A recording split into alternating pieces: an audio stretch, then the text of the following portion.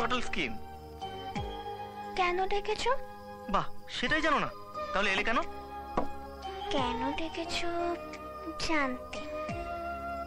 সে কি, love letter পড়েই না এসেছো? পড়োনি? ওসব ছাড়ো, আসলে এটা লাভ না অ্যাট্রাকশন সেটা তো বলবে। ওসব আমি জানি না, আমি শুধু তোমাকে চাই বাস। লাভ কি অ্যাট্রাকশন কি জেনে কি লাভ? সে কি তুমি জানো না?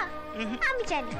কেবি বলার পর আমি অনেক এনকোয়ারি করে বুঝেছি, লাভ মানে কখনো নাকি ভোলা যায় না, আর অ্যাট্রাকশন মানে খুব অল্পে ভুলে যাওয়া। তাই?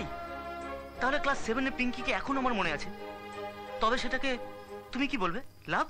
এ না না না, আমি একটা ম্যাগাজিনে পড়েছিলাম তাই বললাম।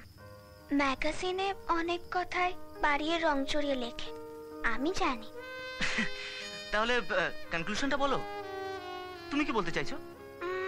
একটা কাজ করি, পরশু থেকে তো 5 দিন ছুটি।